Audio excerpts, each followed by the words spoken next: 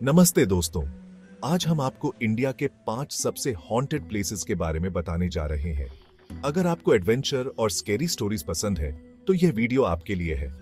तो तैयार हो जाइए, अपने कान के पास हेडफोन्स लगा लीजिए, लाइट्स थोड़ी सी कम कर लीजिए और हाँ, अगर आपके आसपास कोई है तो उसे भी साथ बिठा लीजिए, क्योंकि आज हम जाने वाले हैं उन जगहों के बारे में जहां जाने से लोग डरते हैं, जहां जाने से रूह कांप उठती है। क्या सचमुच भूतों का वजूद होता है? क्या वाकई में ये दुनिया हम अकेले नहीं बल्कि किसी और के साथ शेयर करते हैं? चलिए आज इन सवालों के जवाब ढूंढने की कोशिश करते हैं। राजस्थान का भानगढ़ किला, ये नाम सुनते ही लोगों के मन में एक अजीब सी सिहरन दौड़ जाती है। ये किला अपने रहस्यमयी और भूतिया कहानियों के लिए प्रसिद्ध है और यहाँ की हर दीवार एक अनकही कहानी बयां करती है। कहते हैं कि इस किले को एक तांत्रिक ने श्राप दिया था और तब से आज तक यहाँ कोई नहीं रहता। ये श्राप इस किले की किस्मत में एक अजीब मोड़ लेकर आया, जिसने इसे वीरान और भूतिया बना दिया। कहानी कुछ यूं है कि उस जमाने में यहाँ एक बहुत ही खूबसूरत राजकुमारी रहती थी, रत्नावती। उसकी सुंदरता की चर्चा दूर दूर तक फैली हुई थी और हर कोई उसकी एक झलक पाने के लिए बेताब रहता था। उनकी खूबसूरती के चर्चे दूर दूर तक थे। राजकुमारी रत्नावती की सुंदरता ने कई राजाओं और योद्धाओं को मोहित कर दिया था, लेकिन उसकी किस्मत में कुछ और ही लिखा था। एक दिन उसी राज्य का एक तांत्रिक सिंघिया राजकुमारी पर मोहित हो गया। सिंघिया एक शक्तिशाली तांत्रिक था जो अपनी तंत्र विद्या के लिए जाना जाता था। सिंघिया ने सोचा कि वो अपनी तंत्र विद्या से राजकुमारी को अपने वश में कर लेगा। उसने अपनी काली शक्तियों का उपयोग करके एक योजना बनाई जिससे वह राजकुमारी को अपने वश में कर सके। उसने एक इत्र तैयार किया और उसे राजकुमारी के पास भिजवाया। यह इत्र जादुई था और इसमें तांत्रिक की शक्तियां समाहित थीं, लेकिन राजकुमारी को तांत्रिक की चाल का पता चल गया। राजकुमारी रत्नावती न केवल सुंदर थी बल्कि बहुत ही बुद्धिमान भी थी। उसने वो इत्र एक पत्थर पर डाल दिया। जैसे ही इत्र पत्थर पर गिरा, एक अजीब सी घटना घटी। इत्र लगते ही पत्थर लुढ़कता हुआ तांत्रिक की तरफ बढ़ा और उसे कुचलता हुआ आगे बढ़ गया। तांत्रिक सिंघिया की मौत हो गई, लेकिन मरते वक्त उसने एक भयानक श्राप दिया। मरते वक्त तांत्रिक ने श्राप दिया कि इस किले में कभी भी कोई खुशी से नहीं रह पाएगा। यह श्राप किले की किस्मत को हमेशा के लिए बदलने वाला था और सचमुच उसके बाद से आज तक भानगढ़ किला वीरान पड़ा है। यहाँ की हर दीवार और हर कोना उस श्राप की गवाही देता है। लोगों का कहना है कि यहाँ रात को रानी के महल से घुंघरुओं की आवाजें आती हैं। ये आवाजें सुनकर लोग डर जाते हैं और यहाँ से भाग जाते हैं। कई लोगों ने तो यहाँ पर अजीबोगरीब साए और परछाइयां भी देखी हैं। ये साए और परछाइयां इस किले की भूतिया कहानियों को और भी रहस्यमयी बना देते हैं। सरकार ने यहाँ सूरज ढलने के बाद किसी के भी रुकने पर पाबंदी लगा रखी है। ये पाबंदी लोगों की सुरक्षा के लिए लगाई गई है। कहते हैं कि जो भी यहाँ रात को रुकने की कोशिश करता है उसकी मौत हो जाती है।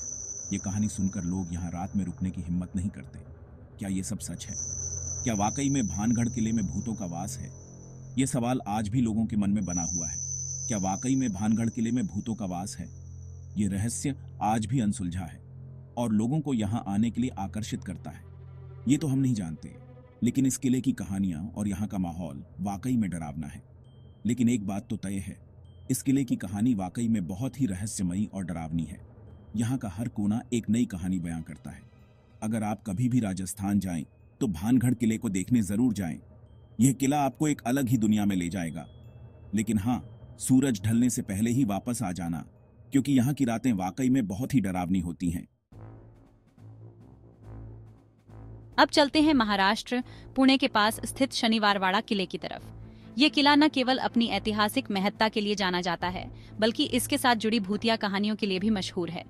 मुगल शासकों से अपनी बहादुरी के लिए मशहूर ये किला आज अपनी एक अलग ही वजह से जाना जाता है।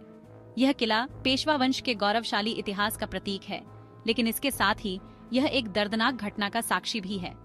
कहते हैं कि इस किले में एक छोटे से राजकुमार की दर्दनाक हत्या कर दी गई थी और आज भी उसकी आत्मा यहाँ भटकती है। यह कहानी सुनकर ही रोंगटे खड़े हो जाते हैं। ये किला पेशवा वंश के शासकों का गियराज हुआ करता था।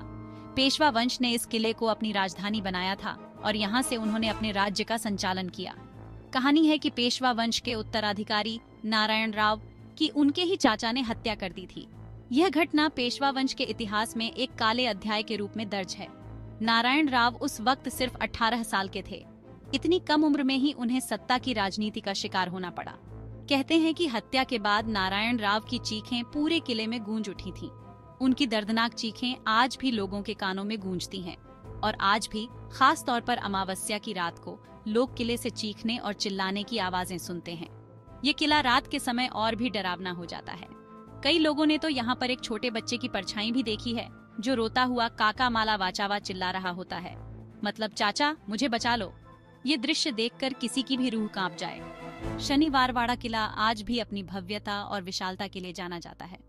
इसकी स्थापत्य कला और ऐतिहासिक महत्व इसे एक महत्वपूर्ण पर्यटन स्थल बनाते हैं, लेकिन साथ ही ये किला अपनी डरावनी कहानियों के लिए भी बदनाम है।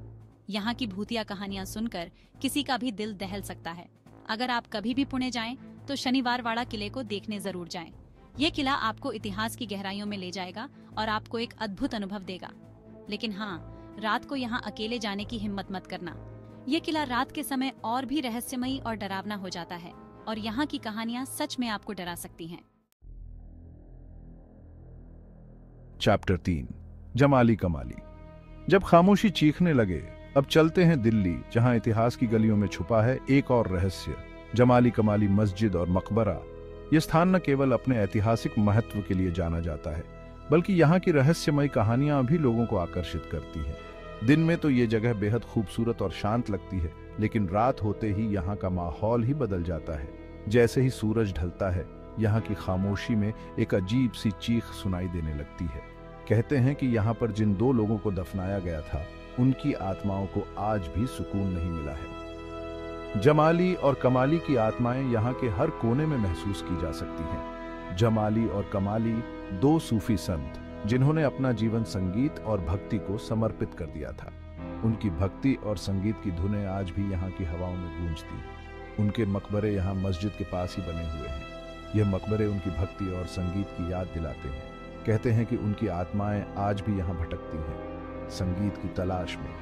वे अपनी अधूरी धुनों को पूरा करने के लिए यहाँ आती हैं। लोगों का कहना है कि यहाँ रात को अजीबोगरीब आवाजें आती हैं, जैसे कोई गा रहा हो या फिर कोई बजा रहा हो। ये आवाजें इतनी स्पष्ट होती हैं कि सुनने वाले को लगता है कि कोई उनके पास ही खड़ा है। कई लोगों ने तो यहाँ पर अजीबोगरीब रोशनी भी देखी है।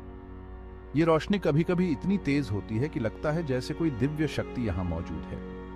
कुछ लोगों का मानना है कि जमाली और कमाली की आत्माएं यहाँ आने वालों को परेशान नहीं करती, बल्कि वो तो बस अपनी भक्ति में लीन रहना चाहती हैं। वे यहाँ आने वालों को अपनी भक्ति और संगीत का अनुभव कराना चाहती हैं, लेकिन फिर भी रात को यहाँ जाने से लोग कतराते हैं। यहाँ की खामोशी और अजीबोगरीब घटनाएं लोगों को डराती हैं। अगर आप कभी भी दिल्ली जाएं, तो जमाली कमाली मस्जिद और मकबरे को देखने जरूर जाएं।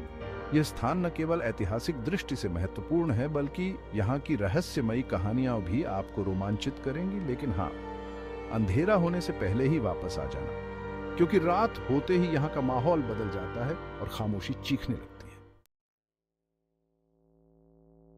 चैप्टर 4 डुमस बीच, जहां रेत भी राज रखती है। अब चलते हैं गुजरात, जहां समंदर के किनारे बसा है एक ऐसा बीच जहां जाने से लोग कतराते हैं, डुमस बीच। कहते हैं कि ये बीच भूतों का अड्डा है और यहाँ रात को अजीबोगरीब घटनाएं होती हैं।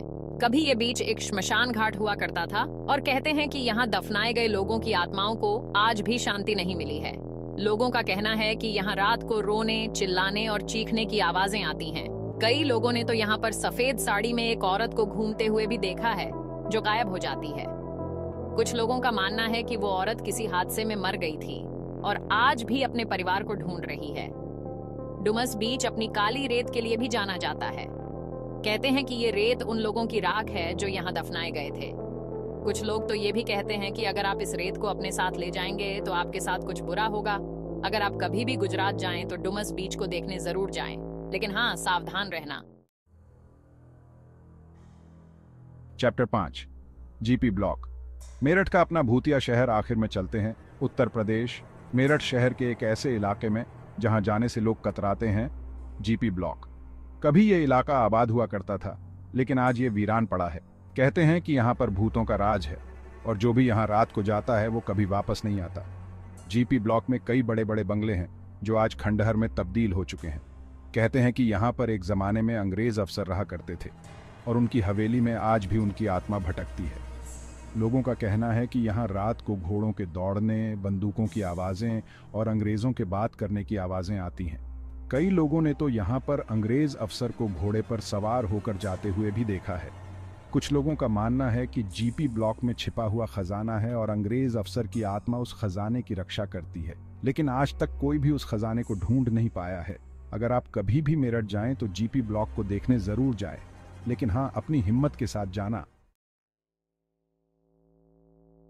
तो दोस्तों, ये थे भारत के 5 सबसे हॉन्टेड प्लेसेस।